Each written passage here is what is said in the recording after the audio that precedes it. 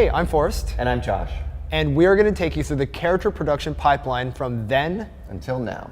So speaking of now, we have a big character material library of steels and leathers and fabrics and all that kind of stuff. Yeah. And it's really easy to swap stuff between characters. Exactly. What was it like before in the old system? So the old system was a manual process. It was very labor intensive. You had to go into Photoshop, you had to go through each of your layers, manually mask out where each material goes, but you have to do that for every single character. So if you have 100 characters that are using a specific leather, for example, you have to update 100 character Photoshop files. Imagine updating 100 character Photoshop files as opposed to now, where you only have to update one. So that's a lot of work to do 100, obviously 100 Photoshop files for 100 characters. So now, since we're able to swap all these different pieces, though, it sounds like we are using one leather example for everybody.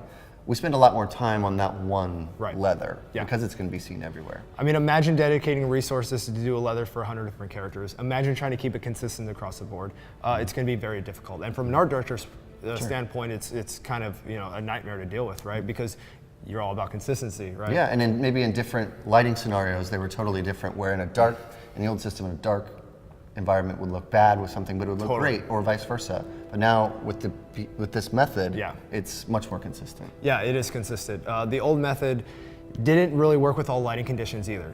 So a lot of times, if you had an extreme lighting condition, you would not only have to go to your Photoshop file to make sure that everything was correct, you would have to do a variant of that texture to ensure that it worked in that different lighting condition. And now you're getting exponentially more. With the method that we're currently using, it's flexible against all lighting conditions across all characters. Which is great. And one other thing that I really like about the new method is that when we zoom in, the fidelity of the textures is way higher than the older one. You can zoom in to the fabric detail, to the stitch detail, and it's way higher. Exactly. It allows us to do micro detail now. So the previous method, we restricted to our resolution. You had a 240 by 248 pixel resolution, but your character is 100,000 polys. There's not much space to put that information. Yeah, and if you zoomed in on something, it would get pixely starts and getting crunchy. Blurry and all that stuff. So we keep the old traditional method, which allows you to still have that unwrap, and that's where we bake all our normal information and all that stuff, which handles the way that the light reacts and shadows on the character without needing to have the geometry there. The details from that are all picked up in the micro detail. The micro detail, yeah. So we have these little normal maps that when you get up close, you can see them. So like all the threads and all the threads. So we got a great macro system, then a micro system. So no matter what your distance from the character is, you're never getting that breakdown of resolution. Right, which is great because now we can get up and get those really nice zoom close shots, and we can get those far shots, and they're going to look equally good in every possible lighting. Because you don't want to break the immersion. You want it to look real. If I get like this. Yeah. Right. Does that make you uncomfortable? No, we're good. Does that make you uncomfortable? So now that we have a really good then and now, of our character pipeline, what is PBR? PBR stands for physical-based rendering. Physical-based rendering is the realistic approach to rendering game surfaces based on real-world measurements. A non-PBR model means that you have no real-world reference on how the materials will actually react in the real world. A physical-based rendering system, on the other hand, has a very accurate shading model to ensure that when the specular and the light hits a surface, it will react accordingly to how that surface would actually react in the real world. The Nomad character, for example, had both metal and fabric. In regards to PBR, that's two different ends of the spectrum. One is reflective and one is matte, which means that we had to ensure that all of our specular settings were correct, so when the daylight hits the model, every surface reacts accordingly. So the character pipeline is all the different types of phases that we're going to go through to create a character. It typically starts in concept phase, then it moves to a high poly phase, followed by a low poly phase, and then texturing and materials. 2D concepting is the very first step of character development, where a concept artist will provide ideation sketches provided by the design briefs. 2D concepting is very important in our pipeline because it's fast, it produces quantity of ideas, it's loose, we can explore a lot of different kinds of forms compared to working strictly in 3D. The reason we chose 3D concepting for the helmet with the Nomad is because it's very quick. Because it's already in 3D, it's really easy to transition to the high poly phase. And for the Nomad, it was a very tight time frame.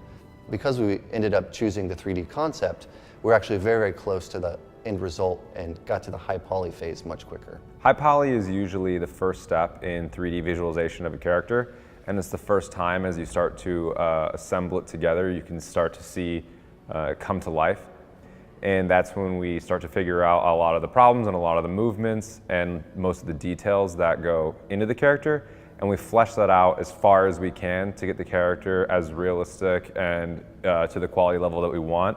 And from that point on, it goes into the low poly modeling and retopo phase. So for the high poly phase of the Sand Nomad, we use a software called ZBrush. And what ZBrush is it's an amazing tool that allows you to go through different levels of detail. So for example, I worked on some of the arm for the Nomad character. And it's really easy to sculpt because I can kind of get a base topology down and get the shape and the silhouette of the character.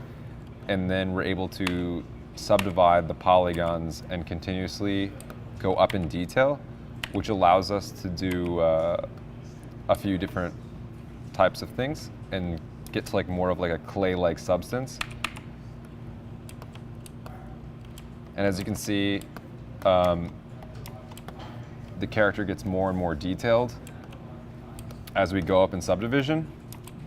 So this would essentially be like a base mesh that we start working with, and we get some of the rough shapes and kind of start filling out where all the assets go on the character and what essentially it's going to look like, kind of, get a few different reads of the character. And then we could subdivide them up. And once he's subdivided and we've done all the passes, all the sculpting passes on the character, we start to see our first real iteration of what the character could look like. And in this situation, we can kind of move around different lighting, see how it reacts with some of the shapes. Now, we're not really trying to capture any materials or anything like this. At this stage, we're essentially just looking at the character as a whole, from my first read to a second read to a third read, getting all the levels of detail in, from some of the bolts to the belt to the way the fabric folds work, and kind of how the character might actually look when he's brought into game. And ZBrush is a critical component of our pipeline, and that allows us to subdivide the model and get really, really high resolution so we can see the character at its most detailed phase. The process for the low poly for the character team is pretty straightforward. We use Maya or TopoGun in terms of software, and our goal is to capture the silhouette as much as possible while keeping it within limits that are required for the game. The process for doing low poly in the character team, we use TopoGun or Maya to create it.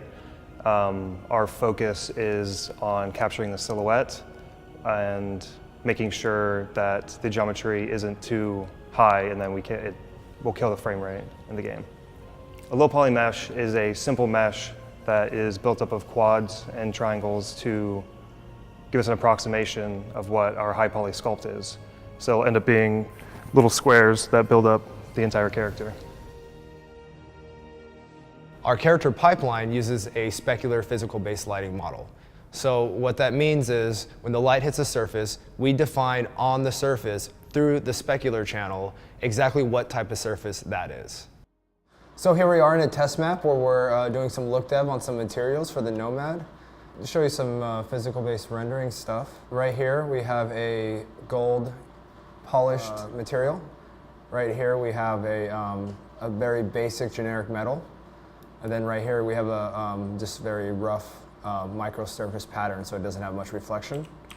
So if I come over here in my gold, I'm going to go ahead and go to my glossness, which is essentially a roughness value. And when I drag it down, you can see that we start losing the perfect reflection until it becomes all the way matte. That is because we're essentially making the surface to simulate more roughness. The more roughness you have, the more the specular is going to distribute across the surface, which is essentially a simulation for heat distribution. So over on our character, we have this really slick way of actually swapping out all the materials and doing all this really awesome kind of thing. So let me go ahead and get up in here and get up in here. That sounds weird. So let me go ahead and select the best armor right here, and we're gonna try to play with these materials a little bit and kind of show you the system that we're working with. So over here we have our diffuse tint, diffuse wear, some gloss overrides. We have our blend maps right in here. That way we can mask out the different areas that we want the materials to come through. Then we have our wear, dirt, and ambient occlusion, and then our unique normal maps. So under here you have our colors, so we're able to tint the different objects. So let me go ahead and just kind of make this armor piece white. And what's cool about the system too is I could come over here to my armor piece and I could just quickly swap out exactly what material is being referenced. And to make something like this gunmetal, I start over in Substance and create a series of unique materials, and then I start compositing them to basically create a type of composite metal. So multiple different metals, start combining them, then you get this really cool looking kind of composite, which is a little more interesting than a pure precious metal because it has some kind of diffuse color and detail in there. And we export our maps and we just bring them into the engine. All right, so let's come over here and let's go ahead and let's say we wanted metal pants. Why wouldn't you want metal pants? And I think I'm gonna go with a bronze. Look at that, isn't that fabulous? In fact, that is just so wonderful that I want to make his undershirt the same. Let's go ahead and make that undersuit bronze. Oh, look at that. Up here we have a cloth attachment that actually kind of moves around when you rotate the character.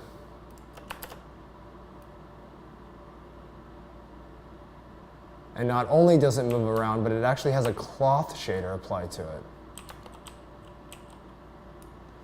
So you can see we get this really nice Fresnel highlight on here. So let me jump over to it. And if I shift the color, you can really start seeing that cloth shader in action. Let me go to a red, and you can see those highlights.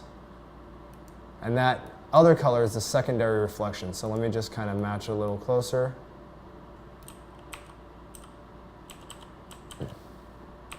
Really nice red. So I'm gonna go ahead and take that red, and we have a couple settings here. We have a little diffuse fall off, so I could strengthen it or lighten it. So we have these super cool colors going on. We got this like bronze undersuit with this super cool black and white armor piece. So we're just really quickly swapping out everything on these characters. Do some color adjustment, make it look like it matches the uniform a little more. Make it kind of dark. Jump over to the cloak, do the same. Awesome. And there's a very quickly modified character. So as you can tell, we've got a whole character pipeline that's really coming along really well. One of the big things that we're really trying to focus on though right now is modularity. What that means is basically creating and combining all of our different assets so that they can work with each other. When you're buying clothes, that all the different pant options fits with all the shirt options. When you're buying hats, when you're buying jackets, that they fit on all the shirts. Which doesn't sound like a big deal, but it's actually really important. The reason it's really important is so that we can provide players the optimal experience for variety in what they can buy, not just in clothes, but also in armor.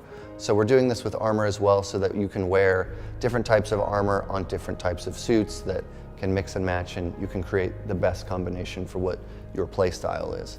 The other thing that we're really focusing on now, which we've had a little bit of a sneak peek about, is creatures.